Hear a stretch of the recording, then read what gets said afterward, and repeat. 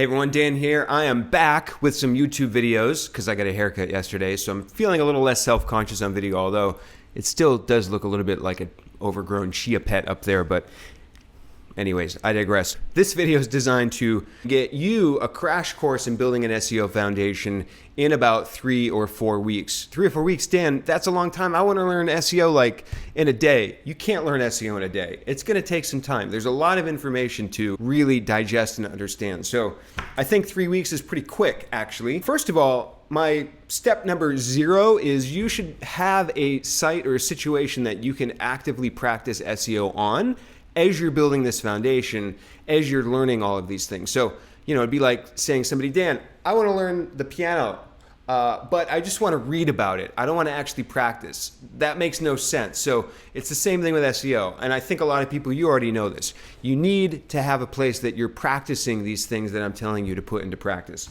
Weekend number 1, maybe you got a Sunday afternoon, maybe it's raining, maybe you want to kind of like stay inside and have an entertaining Sunday afternoon learning SEO, because it's very entertaining, right?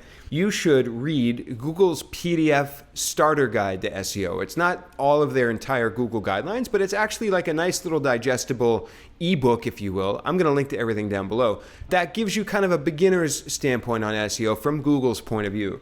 Number 2 is you should read Google's guidelines. Again, I'm going to link to it below. Google's guidelines is not going to tell you their secrets to their algorithms. Again, it's going to give you that fundamental understanding of like, what's a no index tag? What are parameters? How does that affect my URLs? And if all these terms seem a little daunting to you, after your weekend number 1 here, you're going to feel a lot better about that, I promise you.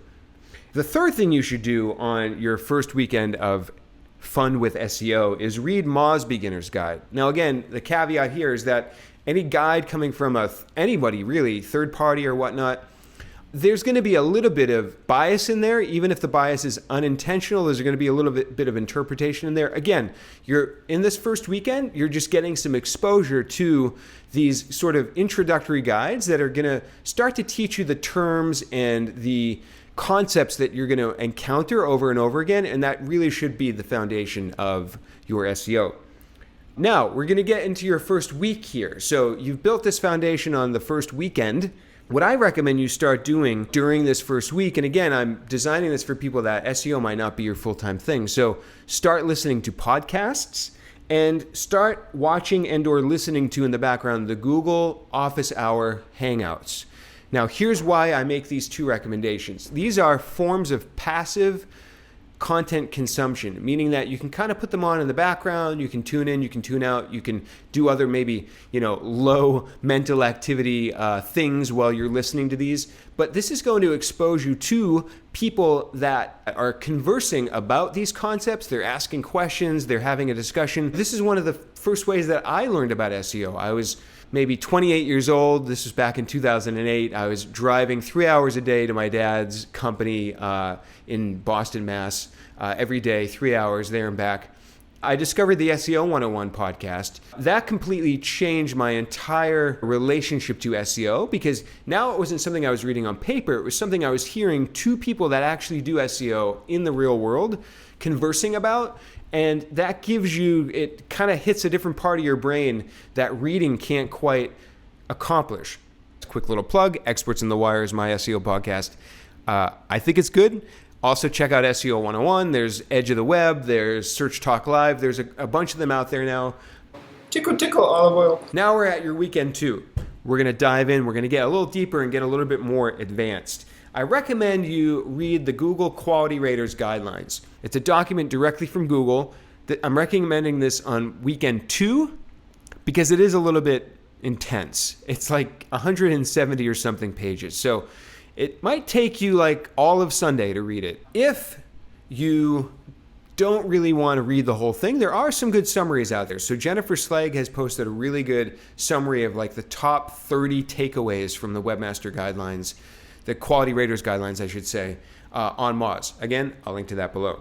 You should also scan through the algorithm history change on Moz. They've provided a great resource of all of the top algorithm changes throughout the years. This is acquainting yourself with the past of SEO, like what's led up to where we are now. And if you're just trying to build your foundation, this is an important resource for you to look at. You should be familiar with things like Panda, Penguin, even going back years before that, Caffeine, the Florida update. These things are an important part of the history of SEO and where we've come to today. So that's your weekend number 2. Big party. Now, as we head into week number 2, you should then think about start joining some online communities. And by join, I just mean sign up and maybe start to interact or just stalk some people, or not, that's not the word, lurk in these forums a little bit. There's a ton of them, right? Moz has a Q&A. The Google Webmaster Central is like a great place to hang out and just kind of poke around and read what people are asking. A lot of people from Google will actually answer in there. I know there's other forums. You can find them on Facebook groups, Quora. There's LinkedIn groups. There's private Slack groups. Just find some online communities.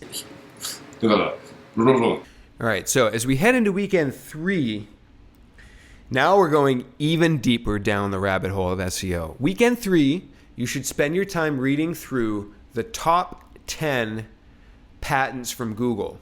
Or maybe they're not all from Google, but Bill Slosky from SEO by the Sea, again, I'm going to link to this below. He's put together a great resource of the top 10 search patents. This is a great weekend number 3 read. Again, it's not lightweight. It's in-depth. It gets intense. But if you're, again, really serious about learning SEO, you're going to want to take the time to read through these resources. Now, as we head into week number 3, you should start to think about finding maybe some events that you can attend. And I'd recommend starting locally. So maybe you're lucky, like I am, to be 45 minutes from Boston. I'm pointing because it's that way.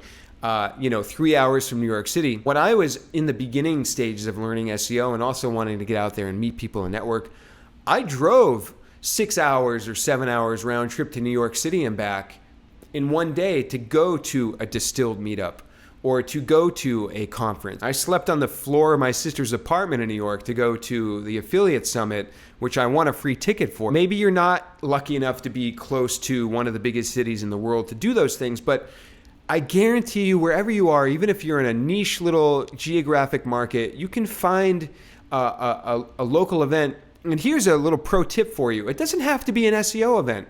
Find a web developers meetup. Find a design meetup. Because I tell you one thing, SEO is not just like this vacuum topic. SEO is really a layer on top of design, content, UX, development, even business. So find some sort of meetup, even if it's not SEO, that relates to SEO. You can go to meetup.com, you can go to Eventbrite, you can just pay attention to Twitter, maybe ask some people in these communities that you're hanging out in that I've recommended in week number 2. Find an event to attend, even if it's a month down the line, but line something up so you have that to look forward to. And then in week number 3, what I highly recommend, huge pro tip, a lot of people don't talk about in a way to learn SEO, hire a consultant.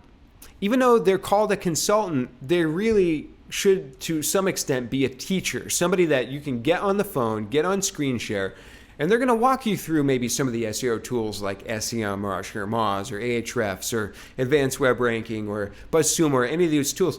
They're going to help guide you and answer questions. The huge thing that a consultant can do for you is save you hours and hours and hours of wasted time going down the wrong path because of some myth you heard out there. A half an hour even with a consultant could save you hours. I mean, that's going to be worth your time in gold exponentially always to hire a consultant. Now, I recommend doing this week 3 because reading these beginner guides and everything and building your foundation is going to answer a lot of the immediate questions that you may have. You don't necessarily need a consultant to tell you like what a title tag is or what a no index tag is. You can read all that stuff in your first few weekends. Now, as you move into weekend 4, you might notice the one thing I did not recommend that you do, and actually I recommend that you avoid in these first 3 weeks building your foundation. You should be avoiding blogs, news, and headline reading. That's because that's current stuff. It's fleeting. It's often biased, often just relevant to one scenario or one industry. As you're building your SEO foundation, stop paying attention to blogs and Twitter and all the SEO headlines, at least for a few weeks, to like clear all that out of the way. That's because, like I said, this stuff is not relevant to the core fundamentals of SEO, the terms. But now by weekend 4, you should really be ready to do a few things. You should build some places like on Twitter or using tools like Nuzzle or even, yes, RSS readers to follow blogs. I still use one sometimes. To build some feeds out of, now you want to build these places where you can follow these current articles or trends or things that people are talking about in the world of SEO. Build out your feeds in a strategic way to maybe focus on certain industries that you're particularly interested in, because SEO is not the same for a B2B SaaS company as it is for an e-commerce company. I said that weird, e-commerce company, as it is for a local dentist. Build out your customized feeds for who and where you want to pay attention to SEO.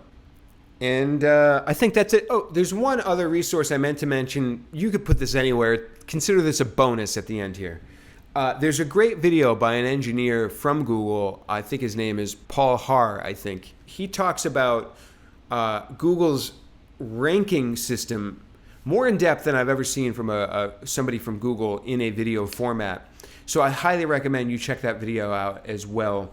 Maybe slip that in weekend 2 or something. I hope this has really helped guide you in a crash course in learning SEO in 3 or 4 weeks.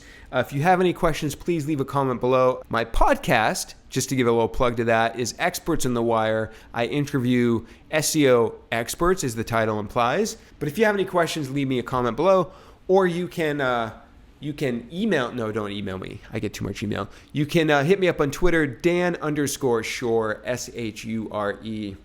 And thank you for tuning into my YouTube channel. I'll see you later. Bye-bye.